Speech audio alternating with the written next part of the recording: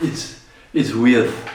Why? Because I'm working now 5 months in this studio apartment to empty everything out.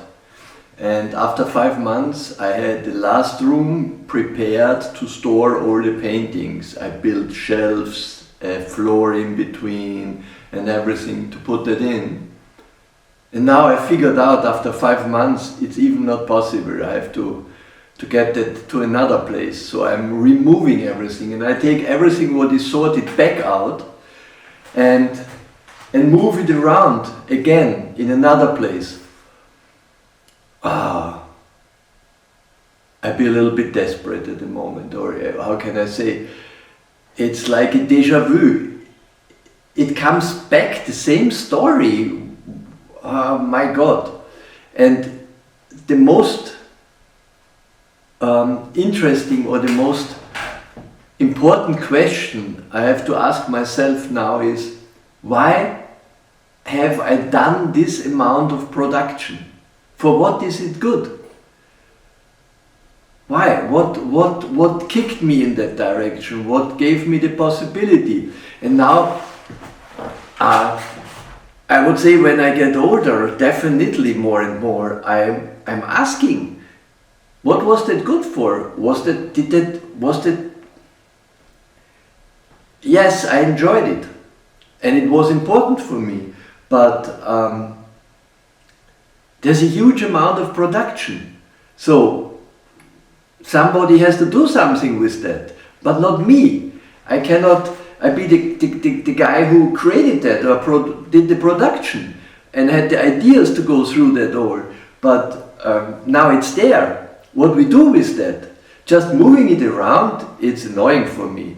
I do it once again to keep it at another place and sort it and go there through, but that's not fun.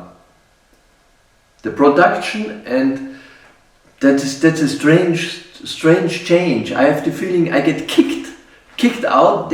We all, the paintings are like my friends.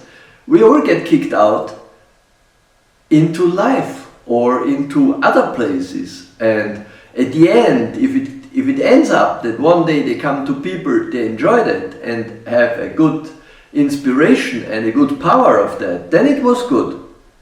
Then it has a good purpose. But at the moment, I be the keeper, the painting store keeper, or the keeper of organizing. And this is not in interest of the artist, of the producer, of the producing, of the guy, of the painter. A painter is not interested in store the things that should be doing another person. But at the moment it is so that I have to organize it because I feel responsible for all that stuff. I did it, I created it, I made it, it's there now, I have to deal with it. But it's not fun. It's not fun, it annoys me, really. Whew. Okay. It's a part of the game, obviously, but I feel really responsible to take care of that, so I'm doing it. I'm doing it in little steps. But it's not fun. It's complete and opposite energy than the creation, to create the things like that. To create, you be in a complete different flow of doing that than to be the guy on the other end to sort that and collect that. And the artists should much more work in teamwork. They should always have people on the other hand. They make the sorting, the catalog, they make the outgoing. Like you be the producer of you have the idea, the inspiration. First, amazing, would be enough. Then you get the material.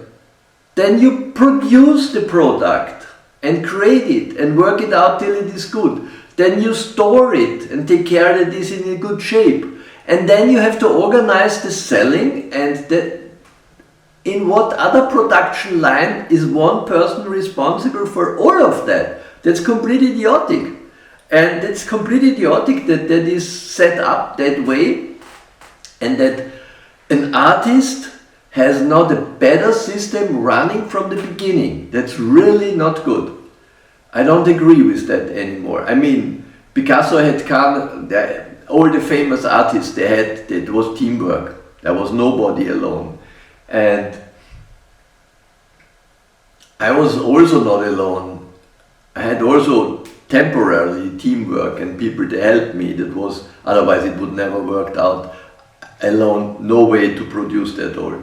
But in general, that has to be set up different, much more organized. From the beginning, one productive person get free of out of that. That's very important.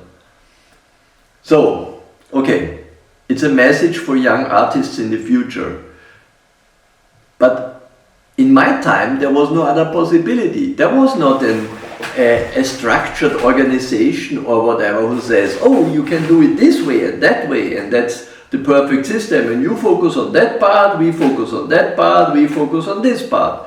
Didn't exist in my time. And I just had to fight through that myself and create that and look where the material is to get, look where to get the canvas, the frames, the painting, the colors, the testing the colors, and on and on and on. So there was a huge amount of work inside that all, and this is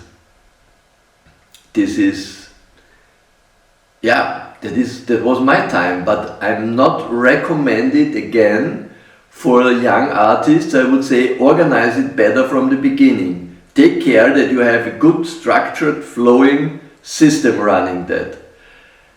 The problem is if young artists get early to a gallery, they support them, then the gallery wants to have a kind of brand. This artist has to go this line, and they have to make always three dots or the yellow paintings or that or this or that. And that's the problem, because they want to have some product they can recognize, sell. So this looks product A, product B, product C, and the market gets filled with that. And the collector gets from everything a little piece, like I go for a good restaurant and and I select my dinner.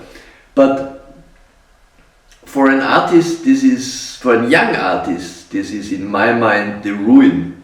This kills a young artist's development, because they have no frame anymore, no wide frame. They've been narrowed down to produce that what the market wants. And I stuck in the same situation. And I produced the abstract paintings in my early period. I produced them and they sold good. The people loved it. Oh, so beautiful, wall decoration for, yeah, I want the painting here and there, big and small, blah, blah, blah, blah, blah. Yeah, this wall decoration, I did it a while because it was interesting for me. But after that, I get annoyed, I get bored, it is always the same structure, I want to search something else. And I went back to figurative painting, where I probably originally came from. And I developed new style in figurative painting and other forms of abstract painting and other structures. And the people said, oh my God, he developed in another direction, what we do with that? That's not the typical Schiffmann anymore, that's not the typical blah, blah, blah, blah, blah, blah. And that is shitty. That is shitty, because an artist has to go further on. I be a searcher person. I go on and develop, search, what is the next step, what is here, what is there. That is important. And that's why I smile, because I think one day when this movie gets out and there is other before of this development here, and I think who has the power to go through these movies gets good information now. But I think for young artists, really, don't get trapped in a brand where they want to kick you in because of the market. They earn a good money with you, but you quit your developing. And a good friend of mine, a Vienna artist, he was with me in school and he got famous early. He had a very technical, abstract style. with thick structure and so whatever. And one day he wanted to change his style because he was so bored, and he could not. The galleries and his art market structure said, no, you have to go back because other stuff we can't sell. And then he tried a little bit to develop outside further and did a kind of 2 lines, but it was not possible really. And I had the big plus all my life to create whatever I wanted. And I was a stubborn, really hard-headed person and said, no, you cannot kick me in a drawer. I don't like that. I want to be free and I want to create and change when I have the inner feeling of changing, because it's important, it's honest. It's honest to go in a direction when you want to do something just because you develop it in the moment or it comes from inside. And of course it has a lot of influence in the paintings with people I met or with relations I stuck in. Of course that's all there. And it changes the style, but it changed also without that. Because I want to search something new.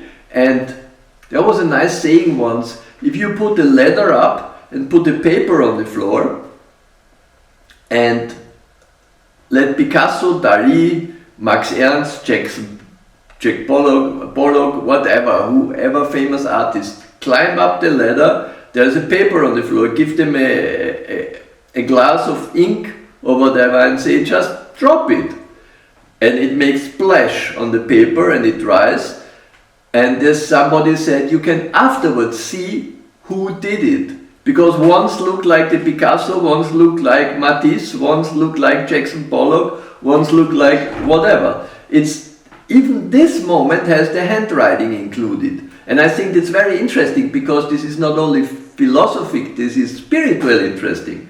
And this stuff goes definitely into the structure. So I think every artist, whatever you do, whatever you create, if you change from abstract to figurative to blah blah blah blah blah, it has always your handwriting. That does not change. So don't be worried about try to get kicked in an early period and stuck there. Just forget it. Go on. Make what you like. Your handwriting never get lost. That's always there. And yeah, that's important. The handwriting is always there, never gets lost. So, that was a little bit longer than usual, but I think I have to go on and grab my paintings and load them and transport them step by step. Okay, what shall I do? That's my fate at the moment. Okay, nice to talk to you. Take the message, young artists. Take this message. It's important. Don't get kicked in the corner. The art market seller, they don't like me for that. But you have to get free. That's the reason why you do that stuff. It's not. I made a million of things with joy. And whoever gets one of that paintings feels the joy inside. That is the quality, that is the value behind. Not to have a assembling line production. That's completely annoying. And then everybody can say, oh, I have also a X, and I have also an Y, and I have also a guy P and C and D hanging in my collection. Look, I have one of this and I have one of that. That's not interesting. That's an assembling line production artist story. That's bullshit. Yes, it's not good. No good. Because it presses the young artist or the older artist in a cage. Not good. Don't do that. Don't buy that stuff. Think about, research what is the life of this person. That's much more important. So, I have to do some jobs more. Bye.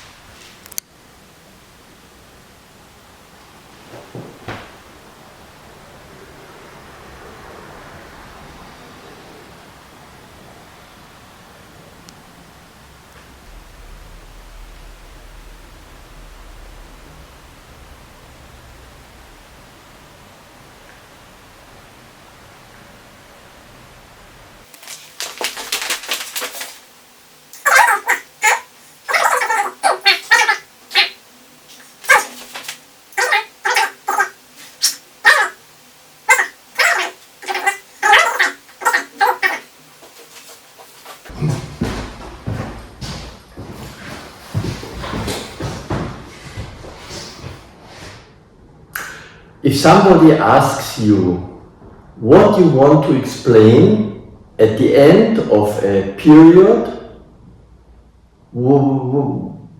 about an artist, a painter like me, where you think what is important to transport. And I think there is an important message.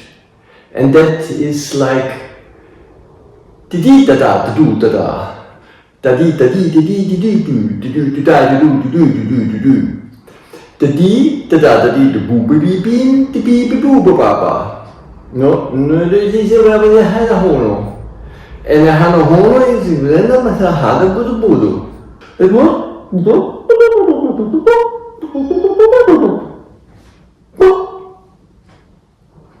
I think this is an important message of people that like to talk. Thanks.